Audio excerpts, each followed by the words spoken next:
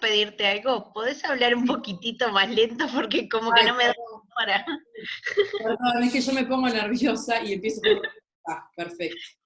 Bueno, entonces nos habíamos quedado íbamos a empezar a estudiar el 318, analizarlo, que es el primer artículo determinado para los procesos incidentales y está en sede de las disposiciones generales de procesos incidentales. Después vamos a ver, cuando entremos en las distintas clasificaciones, que vamos a tener procesos nominados y procesos innominados. Estas disposiciones son generales y van a regir rigen para todo, para el principio de lo que es el proceso incidental. Entonces vamos a retomar en la lectura del 318. ¿Alguien lo quiere leer o lo leo yo? Bueno, lo leo yo entonces. Así dice el 318. Corresponde tramitar por la vía incidental las cuestiones diferentes de las principales, dependientes en su formulación y ordenadas en su decisión a las mismas, según no proceda a su respecto otro medio de tramitación. Y esto viene es lo que establece la normativa en base a lo que ya hablamos, lo que vimos al principio, lo que empezamos diciendo sobre qué es el proceso incidental, y a lo que nos agrega es que tenemos que tener, hay un requisito excluyente para poder tramitar por esta vía incidental, además de lo que ya vimos, y son cuestiones que son diferentes a la principal y anormales al objeto del proceso principal, y es que la ley no haya determinado para este tipo de cuestiones una tramitación específica. Porque claramente en este sentido, como estamos hablando de circunstancias que muchas las prevemos y otras van a surgir en el transcurso de un procedimiento, sin que tengamos posibilidad de diferenciarlas a priori, con nombre y apellido, como quien dice, entonces la ley con un criterio residual nos dice, siempre y cuando las cuestiones que se susciten no corresponda tramitarlas por otra vía. Bueno, ahí está mejor, Martirena, la velocidad. Bueno, bárbaro. Hasta acá, yo pido perdón porque me suele pasar. Bueno, hasta acá estamos con los términos generales. Entonces de acá podemos extraer los tres requisitos principales, que lo vamos a repetir a los efectos. La necesidad de dependencia de la cuestión incidental con la planteada o las planteadas en el proceso principal, que va a ser, según dice el artículo, en cuanto a su formulación o referente a su decisión, que exija un tratamiento especial específico y una resolución previa y distinta a la principal. ¿Esto qué significa? Que claramente nosotros tramitamos el proceso incidental para resolver esta cuestión y vamos a necesitar una sentencia que, como ya sabemos, o no sabemos, pero lo digo ahora, va a ser siempre una sentencia interlocutoria, porque todas las sentencias que deciden los incidentes son interlocutorias. Vamos a necesitar esa sentencia previamente, va a ser previa a que tengamos la sentencia del principal, en el sentido de que muy probablemente, o sea, la resolución de esta cuestión anormal respecto del objeto del proceso principal es necesaria que la resolvamos para que el juez pueda luego decidir sobre la cuestión que se le planteó primariamente, que va a ser la principal. No sé si eso se entendió, o capaz que fue un poco entreverado. Marta, cabeza, que... Sí, si podés repetir ¿Me entendiste o más o menos? mi cara, es un poema. Si podés otra vez, por favor. La cuestión es así, si querés retomamos porque vos entraste un poquito después, para que quede claro. Estamos en vía de... Fernando, perdón, ¿sí? Ah, no, pensé Sí. No, es el profesor Fernando que habla, yo no. Ah, está. Estamos bueno, estamos en sede de proceso incidental, eso sí, y lo que decíamos es que del artículo 318 se nos presentan tres requisitos que van a ser necesarios y que son los que caracterizan y conceptualizan al instituto, que es la necesidad de que la cuestión que va a surgir, que vamos a tratar en el proceso incidental, es anormal a las cuestiones principales planteadas en el objeto principal del procedimiento principal. O sea, en el sentido de... ¿Sabes qué? Fernando, te voy a pedir si no apagás el micrófono porque te escucho y me pienso que son preguntas. Ahí va, gracias. Continúo entonces. van a surgir cuestiones, estamos en la hipótesis de que surgen cuestiones distintas de las planteadas en el objeto principal, o sea, en el sentido de que son anormales, en palabra de los autores doctrinarios respecto del tema, a la cuestión que nos convocó principalmente, pero su formulación y su decisión obstan la persecución o la decisión del proceso principal. O sea, la sentencia definitiva que dictemos que se dicte en un proceso principal, cuando surjan cuestiones incidentales, estas cuestiones incidentales van a ser necesarias decidirlas a los efectos de poder proseguir y llegar a una resolución final. Eso lo extraemos del artículo 318. El 318 a su vez nos dice que tiene que exigir un tratamiento específico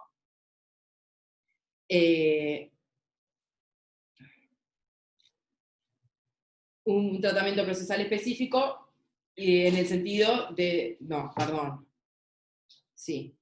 Esto es lo que dijimos del 318, que existe un tratamiento procesal específico y una solución previa y distinta de la principal. Eso es lo que acabo de decir, estoy explicando lo mismo para explicarte a ti. Y lo otro, que era capaz que donde nos habíamos quedado, que no haya que no proceda respecto de su tramitación otro procedimiento establecido específicamente por la norma. Tengo un alumno que se está riendo y me genera un poco de distracción. Capaz que estoy diciendo media cómica, no sé, pregunto para saber qué es lo que está pasando. Yo no estoy viendo el chat, capaz que están comentando algo en el chat. No hay nada en el chat. Bueno. Porque Franco se ríe y no sé si me pone un poco nerviosa, Franco. Yo soy primeriza en todo esto. Así que profe, vas bien. Bueno, muchas gracias. No de confianza, no pasa nada, dale. No, pasa que los miro y me genera como que me preocupo. Bueno, sigo entonces, así avanzamos que nos quedamos trancados en el principio. Entonces, lo que decíamos que capaz que era lo que Marta había quedado ahí un poco concluso, que la ley nos establece el efecto, o sea, el tratamiento residual de los procesos incidentales en la medida que, además de que sea una cuestión anormal al principal, que la condicione, que esté condicionada en su formulación y en su decisión, la ley no tiene que haber previsto un proceso específico para su tramitación. Y ahí es donde entra la categoría de lo que dice el 318.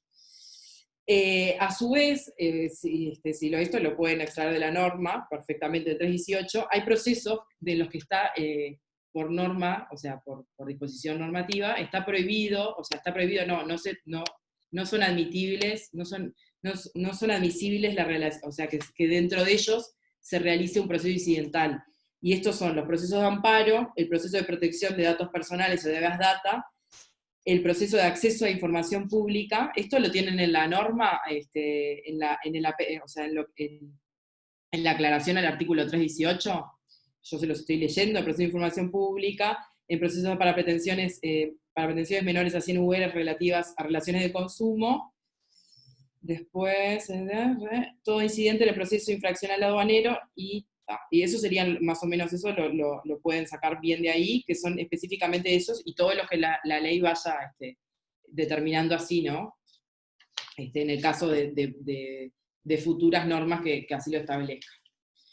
Bueno, muy bien. El artículo 319, que es el que sigue inmediatamente después a la precedencia de los incidentes, nos establece el principio general en materia de incidentes en relación al proceso principal, que es la no suspensión del proceso principal respecto del proceso principal, o sea, la no suspensión del proceso principal. ¿Esto qué significa? Que como principio general, los procesos incidentales no van a suspender el transcurso del proceso principal. Y nos establece también las salvedades en que esto puede ocurrir, que sería, salvo que el tribunal así lo disponga, y en el caso de que la norma específicamente lo acordara, que después vamos a ver cuando ingresemos en cada uno de los incidentes, que hay incidentes que específicamente está determinado que suspenden el proceso de lo principal, y también vamos a ver que esa solución responde a cuestiones lógicas, ya que son incidentes que por la cuestión que estamos decidiendo hace que y necesariamente por un tema de seguridad jurídica tengamos que suspender el incidente, el proceso principal a los efectos de resolver el incidental y después sí poder resolver el principal. Entonces, y también acá vemos la potestad que se le da al tribunal de suspender el procedimiento principal, si así lo considera, por entender que resulta indispensable para el diligenciamiento de aquel. Eso es lo que acabamos de decir. Eso está en el 319, que nos establece el principio general de efecto no suspensivo del trámite principal. Acá, la introducción o sea, la decisión del juez de suspender el proceso principal es una introducción que se produjo con la sanción de la ley 19.090. Previo a eso no formaba parte del... Entonces el juez no tenía la facultad, si bien la facultad la podría llegar a verse por otros artículos que le otorga facultad al juez, al no estar previsto específicamente como si el juez no tenía esta autorización expresa para suspender el procedimiento. En este caso, la decisión que se le da al juez de suspender el procedimiento ha sido objeto de estudio al principio de la sanción de la norma 19.090, en el sentido de cuál era el alcance de esto, porque está claro que respecto de las circunstancias que pudieran ir cambiando respecto del incidental que lo habilitaban a suspenderlo, esa facultad ya estaba otorgada al juez. Entonces, lo que se ha entendido en este sentido es que el juez puede disponer el cese, puede disponer la suspensión del proceso principal hasta el dictado, o sea, siempre y cuando no afecte la cosa juzgada, por un tema de seguridad jurídica. Entonces ese sería el plazo, digamos, por decirlo de alguna forma, que tiene, o sea, la posibilidad en tiempo que tiene el juez de suspender o no suspender lo principal por resolución de lo incidental para resolverlo.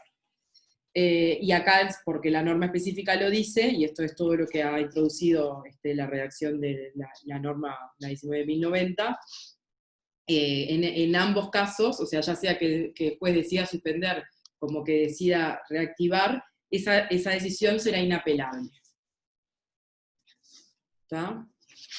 Bueno, hasta acá está claro, ¿alguna duda? Cuando el juez quiere seguir con el proceso principal, ¿esa sentencia es inapelable? Esa sentencia es inapelable. Igualmente acá lo que estamos diciendo, el principio es, en realidad el principio es que no se suspende, o sea, el proceso principal siempre va a continuar. En realidad acá, el 319, lo que habilita, capaz que lo leo para que quede un poco más claro, el incidente como regla no suspende el trámite de lo principal. Y esa es la regla principal que vamos a seguir. Salvo si la ley o el tribunal así lo dispusiera. Ya vamos a ver que la ley lo dispone en materia incidental, específicamente en sede de acumulación de autos y después en recusación, creo ahora. Y si no, o el tribunal así lo dispusiere, por entender que resulta indispensable para el adecuado diligenciamiento de aquel. O sea, aquel es el proceso principal, ¿verdad? ¿Sí, Fernando? Está sin micrófono. Ahí. Sí, si me permite la interrupción, señora presidenta. No, por favor. No conseguía. Muchas gracias, señora presidenta. Estaba pensando y estaba oyéndote para ver si no reiterabas conceptos que ya fueron dados. Una hipótesis donde me parecería muy plausible, esta excepción, sería en el caso de la tacha de falsedad de un documento, que se puede atacar, recuerden ustedes, en caso de falsedad material. Imagínense ustedes que llegan a la sentencia de segunda instancia y resulta que, después del peritaje caligráfico, el documento fundamental en ese juicio se declaró que era falso. ¿Y qué tal? Me parece que sería una hipótesis plausible. También me parece plausible la regla general porque el incidente es un arma del chicanero. Estoy describiendo, no estoy hablando más de los chicaneros porque me podrían comprender la general de la ley. Listo. Bueno, bárbaro. Continúo entonces. Bueno, entonces, siguiendo con lo que estábamos, lo que te decía Camila, la decisión en cualquier momento por el tribunal en ambos casos va a ser inapelable, pero ya dijimos que en realidad, si bien, o sea, va a ser inapelable la que decida reanudarlo, la que lo suspenda también va a ser inapelable. ¿Tá? Pero como en base a lo que tú decías, no tenemos que olvidarnos que el principio general va a ser la no suspensión del proceso principal. ¿Tá? Bueno, dicho esto, vamos a empezar en la clasificación. ¿Alguien leyó algo, sabe algo de las clasificaciones, cómo la ha clasificado la doctrina o algo? ¿O empiezo nomás? ¿No? Empiezo. Entonces. Yo te puedo hacer una preguntita antes. Sí, ¿quién? Álvaro, ¿cómo estás? Álvaro, una hipótesis puede ser interponer un recurso incidental dentro de los 6 días determinada la audiencia, a lo cual yo lo que estoy haciendo ahí es demorando la declaración de la sentencia. De la sentencia Sí, que define sobre el fondo del asunto.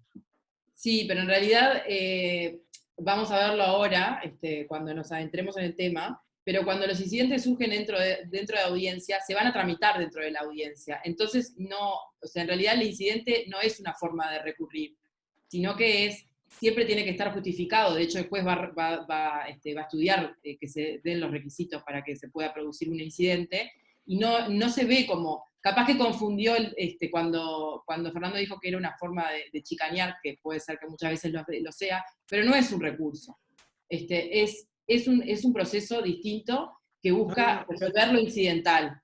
Ya sé que no es un recurso. Tanto es así que las condenas en costos y costas varían y se están determinadas específicamente. Porque la realidad es que si no hay elementos para presentar una demanda incidental, ya sea fuera o dentro de la audiencia, el juez lo va a rechazar.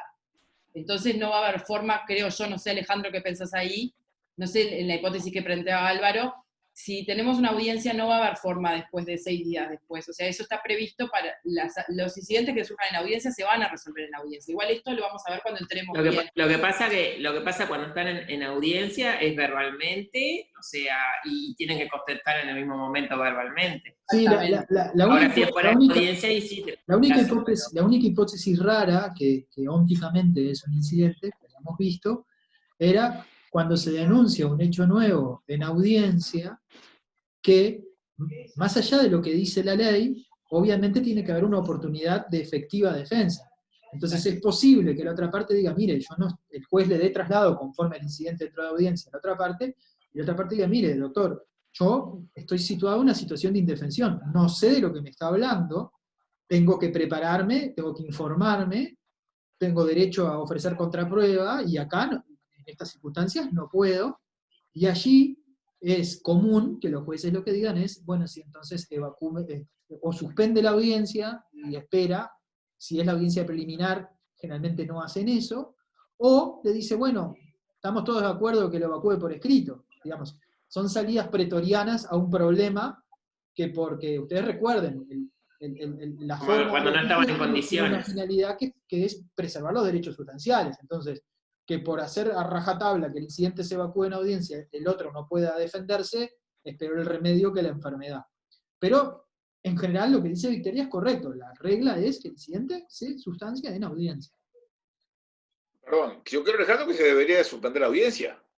Me parece a mí. No, sí, claro. Si no estamos haciendo un chicle con el código. Estoy de acuerdo. Lo que pasa es que, frente a las tantas advertencias que tiene, si es en cualquier audiencia, estoy de acuerdo.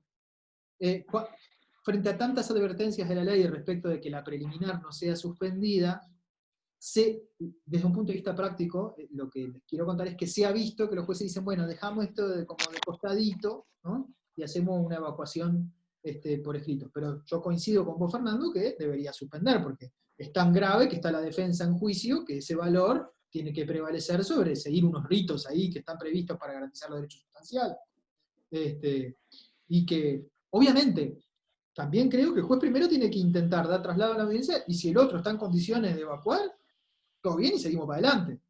El tema es cuando el otro le dice, y es razonable, le dice, no, mire, de hecho yo, como persona individual, abogado, de eso nunca había oído.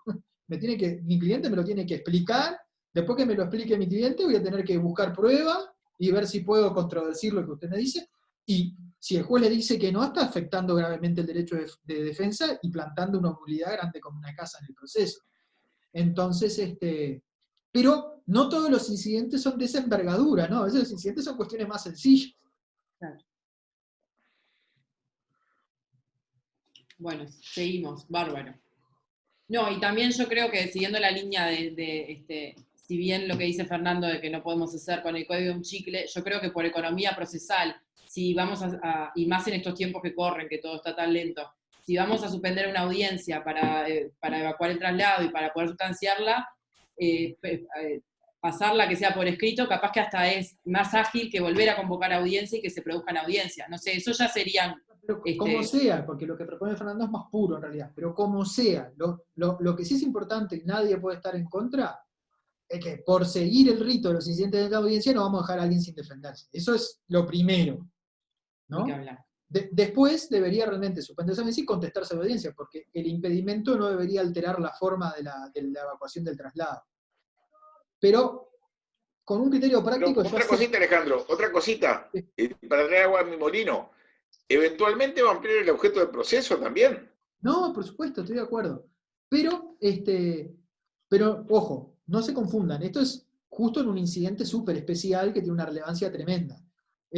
Normalmente los incidentes son cuestiones adjetivas, auxiliares, que tienen influencia, pero una influencia muy menor en la decisión del caso y que va a poder seguir todo y después se resuelve eso, digamos. Así que, pero bueno, el caso más extremo es ese. Adelante, Victoria, si no te... Bueno, bien, continúo entonces. Bueno, visto estas nociones generales y primera parte, no sé si alguien tiene alguna duda para poder avanzar, que vamos a empezar a clasificar, según la doctrina, los procesos incidentales. Y acá voy a seguir a Tarigo, que establece 3 tipos de clasificación de los procesos. Según el procedimiento, vamos a tener perdón, no quedó para atrás, no quedó nada colgado, estamos claros, podemos avanzar. Porque ahora vamos a empezar a ver estructuras, todas distintas, entonces nos vale tener clara esta primera parte y sobre todo el principio general, que es lo que precisamos para que sea el incidente y que él mismo no va a suspender el curso de lo principal. Bueno, dicho esto, avanzamos. Vamos a tener, Tarigo hace 3 clasificaciones. Vamos a tener procesos. No lo puedo ver a Franco porque me pongo nerviosa. Yo no sé si se ríe de mis pelos húmedos, que me agarró la humedad esta tarde, no sé si es el pañuelo que no le gusta, porque tiene un color que no combina con lo que tiene atrás, no sé qué es, pero que es No. Lo que la tiene mancha atrás no es significa tiene nada. gloria, tiene historia. Si quieren traigo la mía.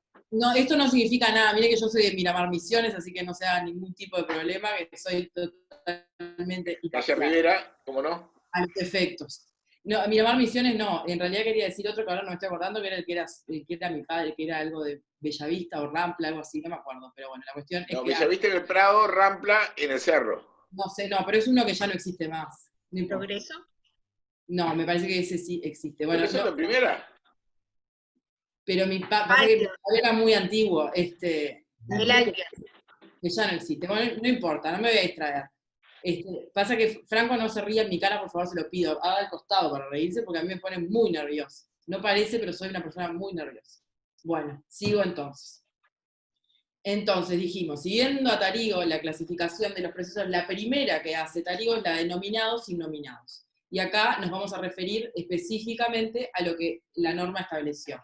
La norma estableció para los innominados, que no los nominó exactamente, 2 procedimientos que se van a atender según la etapa procesal, que eso nos mete en la segunda categoría en la que clasifica Tarigo, pero para las que nos quedemos, que estos van a ser los que se producen en audiencia o fuera de audiencia, que son los innominados, y después vamos a tener los que tienen estructura propia y están determinados específicamente en el código, en el CGP, con una estructura procesal propia, que son la acumulación de autos, la recusación de los jueces, la contienda de competencia, las rendiciones de cuenta y las tercerías espontáneas. Esos son los que están regulados específicamente en el código con estructuras propias. que muchas veces también si van a remitir al régimen general, en principio van a funcionar con estructuras propias. Eso es lo que hace la clasificación según sean nominados y innominados. La primera clasificación que hace Tarígo. La segunda clasificación que hace es en relación a su relación con el proceso. Esto es si lo suspende o no lo suspende.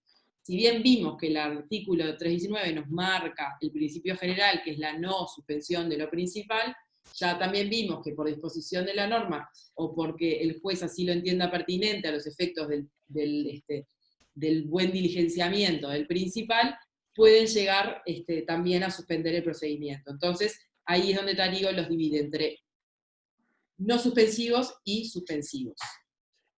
Y después, según la etapa, la otra clasificación que realiza Tarígo es, según la etapa procesal en la que se plantean, pueden ser en audiencia o fuera de audiencia. Y ahora vamos a ver que el régimen general previsto para los innominados va a regirse en virtud de esa distinción, que si los mismos se producen dentro de audiencia o fuera de audiencia. Y ahora nos metemos directamente en lo que establece el código. Ahora ya estamos en C del 320, que nos dice, los incidentes relativos a cuestiones planteadas en audiencia se formularán verbalmente y oída la contraria, se decidirán de inmediato por el tribunal. Salvo disposición expresa en contrario, la decisión será susceptible de recurso de reposición y de apelación con efecto diferido. Capaz que leí demasiado, nos tendríamos que haber detenido en la mitad. Pero vamos a empezar por partes, con lo que establece el artículo.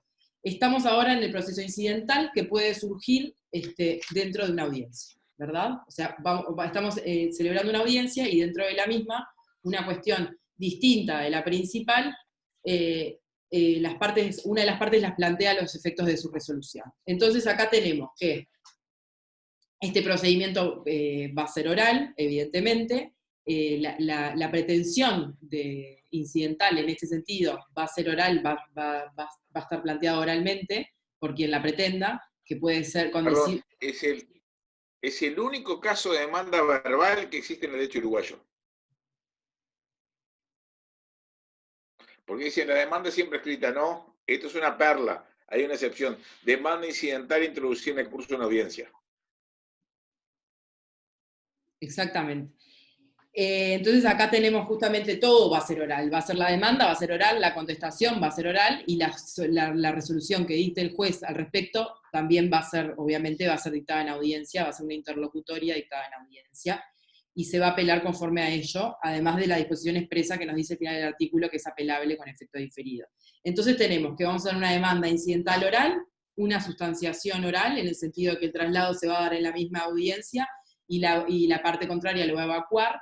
Yo antes quería comentarles que no necesariamente actor y demandado van a coincidir con actor y demandado del principal, obviamente, porque acá el incidente lo va a pretender quien lo haya advertido y a quien le afecte en este sentido, ¿verdad? Entonces, perfectamente puede darse que quien plantea el incidente en audiencia sea el demandado en el expediente principal, por ejemplo, ¿no? Una cosa no obsta a la otra. Entonces, el dictado de esta sentencia, que es una interlocutoria, que le va a poner fin a este incidente que se plantea en audiencia.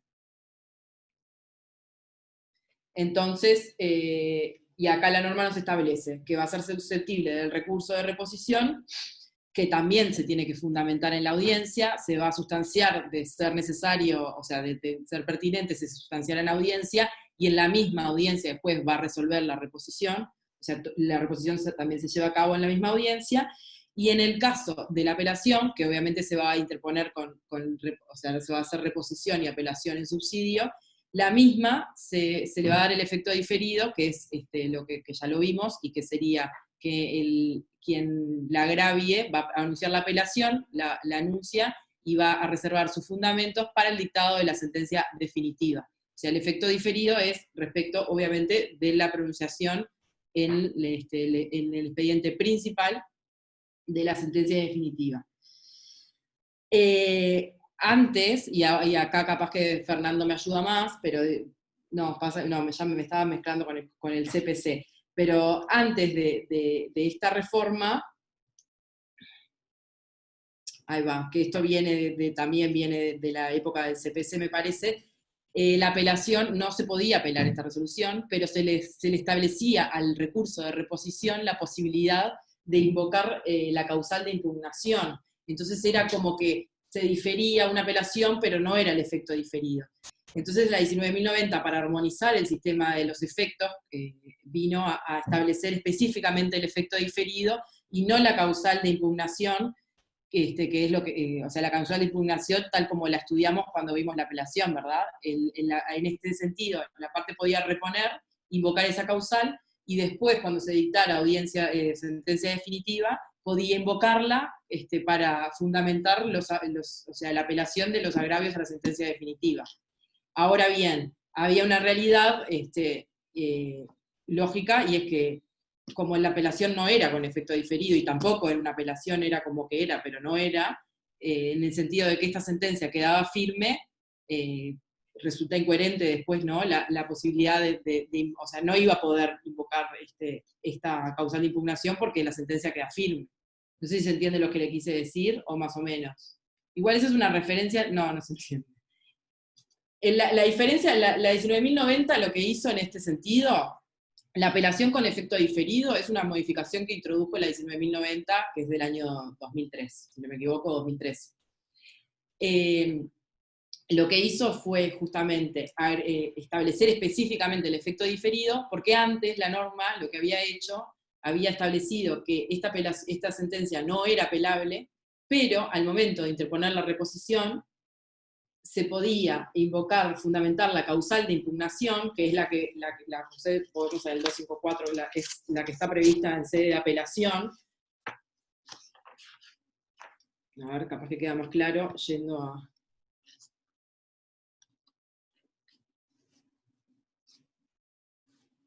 No estoy encontrando acá, a ver.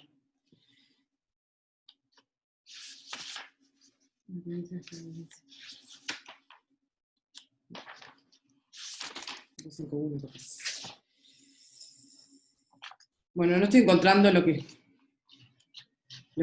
quería decir, pero a ver si lo puedo explicar con mis palabras. El recurso de reposición, cuando se fundamentaba, se podía hacer mención a la causal de impugnación, que va a ser la misma causal de impugnación que se utilizaría de apelar la sentencia definitiva. Pero se invocaba en ese momento a los efectos de que posteriormente al dictado de la sentencia definitiva la pudiéramos invocar para fundamentar el agravio que nos causaba que no nos hubieran hecho lugar a eso. Ahí se entiende un poco más o más o menos. Ahora bien, esa cuestión, si esta sentencia quedaba firme, que era lo que pasaba, la apelación tal no era, o sea, la apelación después no era tal, la invocación a tal circunstancia no era tal. Fernando, capaz que me ayudás ahí un poco. Fernando, ¿querías hablar? Sí. ¿Qué pasa? El propio Tarigo tenía un comentario de jurisprudencia que señalaba que era totalmente anacrónico el sistema. Si el incidente se planteaba fuera de audiencia, la sentencia era apelable con efecto diferido. Si se planteaba en audiencia, solo emitía recurso de reposición. Pero como la causal de reposición se podía hacer valer al momento de apelar la sentencia definitiva, por lo cual se podría decir, un poco cortando gruesito, que la interposición del recurso de reposición hacía las veces de apelación con efecto diferido. Y no en estos procedimientos, en estos procesos, en otros más. Claro. Obviamente la 19.090, lo que... ¿Terminaste, Fernando? Porque te dejé escuchar. Sí. La 19.090 lo que viene a hacer con esto es lo que decía Fernando al principio, armonizar un poco el sistema, porque los incidentes fuera de audiencia, o sea, los que se hacían los que se hacen fuera de audiencia eran apelables, y los que se hacían en audiencia no. Entonces generaba también una desigualdad de tratamiento según dónde se daba el incidente. Pero eso es una referencia a la norma anterior. Lo que nos tenemos que dar ahora es que los procesos, las sentencias interlocutorias dictadas en el transcurso de una audiencia respecto de una cuestión incidental son apelables con efecto diferido, ya sabemos que es diferido, al dictado de la sentencia definitiva. Bueno, quedó claro los procesos en audiencia. A ver quién se anima a tirar así un pantallazo, como que quedó claro, que es cortito aparte. ¿Nadie? Ahí están diciendo en el chat, profe, perdón, pero no entendí lo que dijo a partir del artículo 320. Uy, cuando lo empecé a leer, eso No, fue hace como no sé. 10 minutos. Lo que dijo a partir del artículo 320, sí. Bueno, vamos a leerlo de vuelta, compañero. El artículo 320 lo que viene a plantear son los incidentes que ocurren dentro de la audiencia. Y nos Profe, dice, sí. si quiere doy un pantallazo general de lo que usted dijo, porque yo saqué apuntes. Entonces, usted lo que está explicando es el artículo 320, ¿no? Que es en audiencia. Y lo que pasa es que se interpone al hacer en audiencia verbalmente, por parte de la parte actora. También que se va a sustanciar verbalmente, por lo tanto la contestación de la demanda va a ser en ese mismo momento, y que también la sentencia que salga de ahí, que va a ser interlocutoria, es verbalmente. Eso es lo que usted explicó. Ahora, que el recurso que se puede poner, el de, por ejemplo, el de apelación, va a ser con efecto diferido. Y también, por ejemplo, yo leí en Aval que cuando, por ejemplo, es interlocutoria con fuerza definitiva, es cuando resuelve sobre el fondo del asunto. Claro, es que en realidad esta interlocutoria va a decidir sobre el incidente. Entonces, respecto del incidente va a ser definitiva esa resolución. Pero la ley la categoriza como interlocutorias y de hecho se van a apelar con el régimen como de de esa forma. Es importante que el actor no tiene por qué coincidir con el actor del proceso principal. Estamos de acuerdo con eso. Estamos con las mismas partes, pero que forman parte de otro proceso, dentro de este proceso.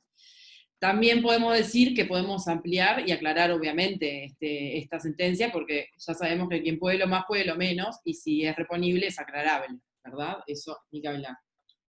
Entonces, esto es lo que establece la norma para los incidentes que no están nominados y que suceden dentro de la audiencia. Ahora bien, vamos al régimen de los que suceden fuera de audiencia, que es el artículo inmediatamente posterior, que es el 321. Si quieren lo leemos y si no lo analizamos. ¿Alguien quiere leer el artículo 321? Voy a seguir insistiendo con que lean el artículo. Sí. Lo leo. Lo leo. Bueno. Bueno, ahora no se peleen por leer, vamos por orden. Martirena, las damas primero. Pues yo también. Ah, perdón, no, la que quiera leer está bien. Bueno, primero Martirena y después lee Marta. Pensé que era Franco que hablaba. Perdón. No, Franco se ríe nomás, está. No, yo había abierto el micro, sí. ¿Se anima a empezar a leer el artículo 321? 321.1. La demanda incidental se planteará por escrito dándose un traslado por 6 días que se notificará a domicilio. Perfecto. Hasta ahí no tenemos mucho problema. Podemos seguir.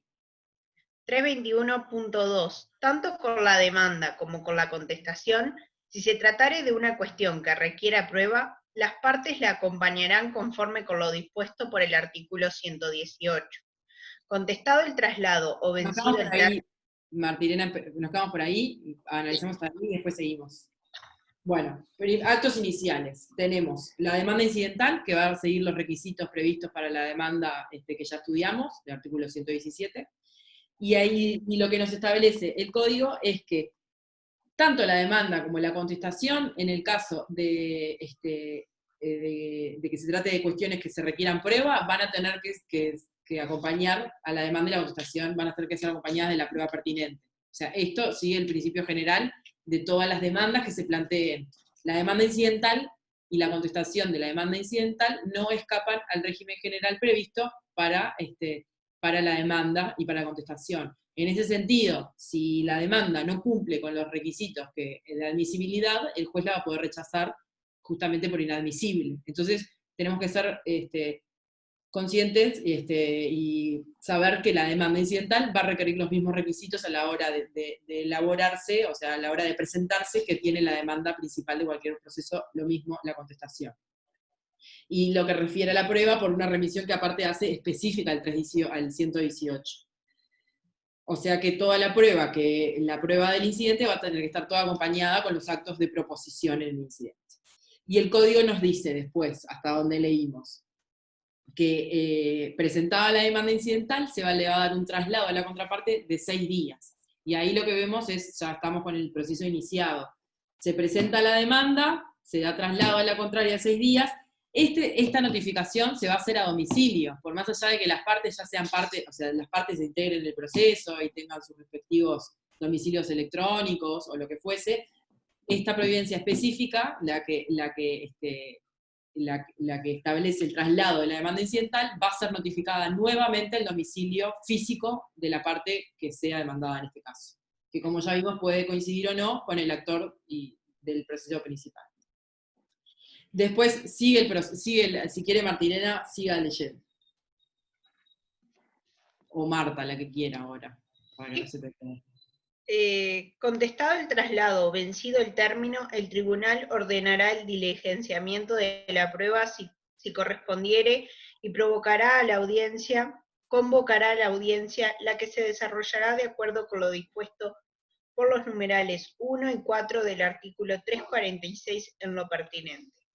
Podrá prescindirse de la audiencia cuando se tratare de asuntos de puro derecho. La incomparecencia de las partes a la audiencia determinará la aplicación del artículo 340. Bárbaro. Bueno, entonces, continuamos en el análisis del 321. Demanda, sustanciación, contestación.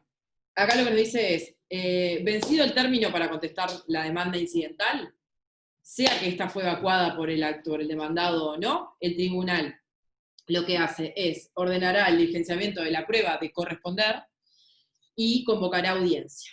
Ahora bien, antes de entrar en la audiencia, la prueba se va a diligenciar, no se va a diligenciar, por ejemplo, si son cuestiones de pleno derecho, no se van a diligenciar, evidente, como toda cuestión de derecho, que no requiere prueba. Y las otras opciones en que la audiencia no se haga es que las partes no hayan propuesto prueba ninguna. En ese caso, si son cuestiones, claro, está la cuestión de que sea derecho y por eso no sea probable, está la cuestión de la hipótesis de que las partes no hayan propuesto prueba, en ese caso tampoco se va a diligenciar, y está la posibilidad de que, habiendo propuesto prueba a las partes, después la haya considerado inadmisible y la deje afuera. En esas 3 hipótesis, el tribunal va a poder prescindir de realizar la audiencia. Fuera de ello, la audiencia se va a realizar, y según nos dice el código, se va a realizar con lo dispuesto en los numerales 1 y 4 del 346. El 346 se encuentra en sede de proceso extraordinario, y es la audiencia establecida para el proceso extraordinario, que nosotros no hemos visto, que lo van a ver el año que viene, pero en lo que nos concierne a nosotros lo podemos empezar a ver a los efectos de entender este proceso fuera de audiencia. Y el artículo 1, el artículo 1 y 4 del 346, el artículo 1 específicamente establece que la audiencia va a ser una audiencia única en la cual se va a hacer la conciliación, se van a hacer... Álvaro, ¿usted está leyendo el 346.1? ¿Quiere leerlo para todos? Me di cuenta, porque lo seguía con la vista. ¿Quiere leerlo para todos? Sí, claro. 346. El proceso extraordinario se regirá por lo establecido en el ordinario en cuanto fuere pertinente, y con las siguientes modificaciones. 1. No, pero espere, porque en realidad la norma nos remite al 346.1 y punto 4. O sea, el acápite lo vamos a excluir, pero porque en realidad la remisión al ordinario acá no corresponde. Está, ok. Porque tenemos, no, pero le aclaro todo por las dudas. Porque es específicamente el punto 1 y el punto 4. Punto 1. El trámite se concentrará en una sola audiencia de conciliación. Fijación de los puntos en debate, prueba, alegatos y sentencia. La inasistencia de las partes se regirá por lo dispuesto en el artículo 340.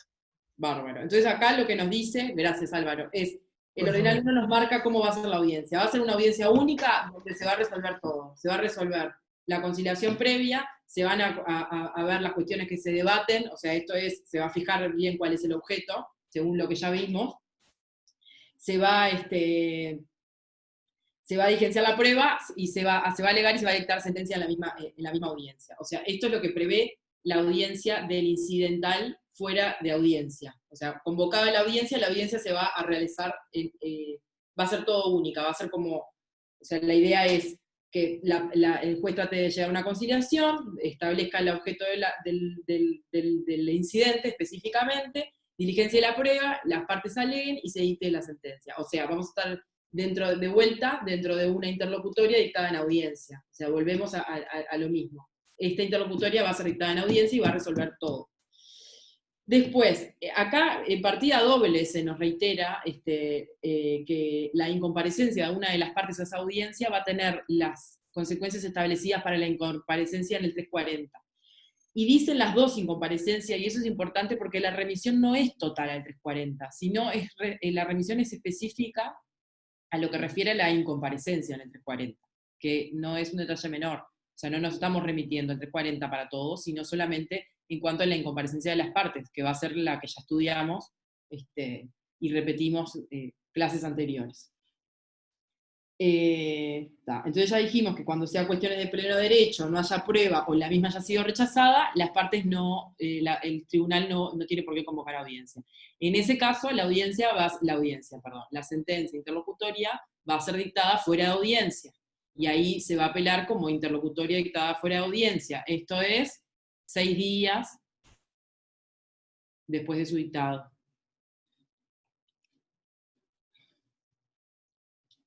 También volvemos a que esta apelación va a ser apelable con efecto diferido al dictado de la sentencia. Ese criterio sigue siendo igual porque justamente la 19.090, como bien reforzó la idea Fernando, ayudándome mucho a nuestro compañero, vino justamente a subsanar esa desigualdad entre los procesos que había del código para el tratamiento de la apelación de un incidente fuera o no dentro de la audiencia, equiparando un poco la cuestión, ¿verdad?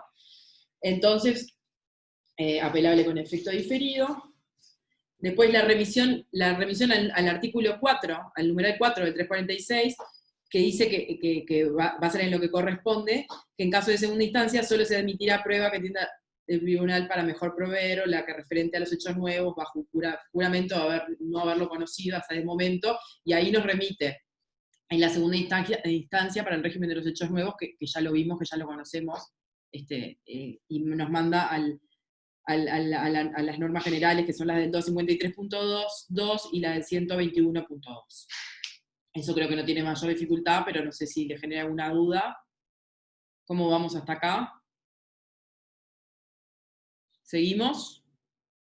Profe, ¿te puedo hacer una consulta? Porque si no después me voy a olvidar. La Sí, claro. clasificación que dijiste, que eran 3, ¿no? 3 clasificaciones. La repetimos, ¿querés? Sí, ¿podés, por favor? Sí, cómo no. La primera clasificación que hace Tarigo, o sea, yo estoy siguiendo la clasificación de Tarigo, que de ahí surgen todas, básicamente. Bueno, tenemos a WASP antes, pero que los entendía como de facilitación, pero bueno, yo me quedo con Tarigo por un tema de edades, por decirlo alguna. Bueno, en fin. La primera clasificación que hace Tarigo es de nominados y innominados. Van a ser nominados los que la ley específicamente les haya dado un tratamiento especial, que estos son la acumulación de autos, la recusación, que ya vamos a ver que puede ser de los jueces, de los fiscales y de algunos funcionarios judiciales. Después tenemos la rendición de cuentas, tenemos, ¿qué más? Las tercerías, y alguna más que ahora se me escapó, igual los vamos a ver todos, pero esas serían las que son nominadas. Acumulación de autos, recusación, a la contienda de competencia, la rendición de cuentas y las tercerías espontáneas. Estas son las nominadas. Las innominadas, que son los innominados, perdón, pues son incidentes, los innominados son los que la ley no estableció específicamente, pero que a lo largo de 320 y 321, la ley, según el momento en el que sucedan, les adjudicó principios distintos. Y ellos son, los innominados van a ser, los ganadores son, me sonó eso, los innominados van a ser los incidentes producidos dentro de audiencia y los producidos fuera de audiencia, que no sean ni la acumulación de autos, ni la recusación, ni los que nombramos. Esa es la primera clasificación, que digamos que es la que contiene a todos y es la más importante, nominados y innominados. La otra clasificación, según Tarigo, es la que dice relación con el proceso principal. Y esto es respecto si lo va a suspender el proceso principal o no lo va a suspender el proceso principal. Según lo suspenda, que es la regla general, según no suspenda, van a ser no suspensivos, que como vimos por el 319 es la regla general en materia de incidentes. El proceso principal jamás se va a suspender por el incidental, salvo normativa expresa o salvo que el juez lo dijera, según ya vimos. Y después tenemos los que son suspensivos, que van a ser eso, justamente. Los que por disposición de la norma o del juez van a suspender el curso de lo principal. Y en este caso vimos también la facultad del juez, y vimos que esa decisión del juez de suspender va a ser inapelable. También lo vimos, eso lo repasamos ya que estamos. Y la tercera clasificación es según la etapa procesal en la que se plantea, que estos van a ser los innominados específicamente, ¿no? Que van a ser los que ocurran dentro de audiencia o fuera de audiencia. No los saludé a ustedes, saludé por acá, así que ahora ya voy a estar un poco más tranquila, bueno, no tengo un poco menos de público. Bueno, seguimos entonces. ¿Quedó claro, Camila? Sí, gracias. Después para el parcial y para el examen usted la profundiza con los textos y le agrega todo el color que le va a agregar porque usted es muy estudiosa. Yo hago esto para liberar un poco de ahí de tensión. Bueno, yo iba a decir que eso está en el tomo 2 de Tarigo, porque como Tarigo tiene varios tomos. Es verdad, eso está en el tomo 2 de Tarigo. Y También que están online. Están los estudios del CGP, que es más antiguo, pero bueno, se ha ido actualizando, en los estudios que hace Tarigo del CGP. Después también, en el tomo de aval no me acuerdo cuál está ahora, específicamente, pero si quieren eso después lo repasamos bien. Fernando, no te escucho. En el 5, ahí va, perfecto. El de aval está en el 5. No, ponete el micrófono. No te... En el 8, en el 8. En el 8, pasa que no veía los otros 3, no los veía. Está, bárbaro. Buenísimo. ¿Se entendió entonces, Camila? Sí, seguimos. ¿Dónde nos quedamos? Bueno, proceso fuera de audiencia. A ver, como había hecho hoy Antonella Ludueña, ¿quién me va a hacer un repaso de lo que es el incidente fuera de audiencia? Porque esto va a ser muy importante, porque los demás van a estar regulados. El yeito está justamente en los innominados. Ya vimos a la perfección los que se hacen en audiencia. ¿Quién resume lo que se hacen fuera de audiencia? ¿Quién se anima? ¿Nadie? Bueno, seguimos entonces. Lo resumo, profe. Bueno, si quiere. Yo tengo que, Verónica. Bárbaro. Se plantea la demanda incidental, que es por escrito, a diferencia de la otra que es por oral. Se tiene que acompañar de la prueba. ¿Cómo? Que se notifica a domicilio, es fundamental también que lo tengamos en cuenta. Se da traslado por 6 días, sí, se notifica a domicilio, y se tiene que acompañar de prueba, como la demanda y la contestación. Y luego el tribunal ordena el diligenciamiento de la prueba si corresponde, y se convoca audiencia. Perfecto. Y la audiencia va a ser, como vimos, se va a regir por el 346, por los numerales 1 y 4, o sea que va a ser una audiencia única en la que se van a resolver todos los puntos, se va a diligenciar toda la prueba, se va a alegar y se va a dictar sentencia. Y por lo que vimos, doblemente, ya sea porque está establecido en el final del 321, así como que él lo dice también la remisión al 346.4, la incomparecencia de alguna de las partes, a la incomparecencia de alguna de las partes se le va a dar el mismo tratamiento a la incomparecencia de las partes en la audiencia preliminar, que también dijimos no es una referencia general a la audiencia preliminar, sino simplemente a la incomparecencia, a los efectos de la incomparecencia de la audiencia preliminar, prevista en el 340. Y también, profe, que si se tratara de... Perdón que interrumpa un segundito. Victoria, ¿Sí? una cuestión técnica. Yo me estoy quedando sin batería en la computadora y no tengo cargador y voy a seguir en el celular. Sí. Te hice anfitrión, empecé a grabar tú, por favor, a partir de este momento. Perfecto, bárbaro.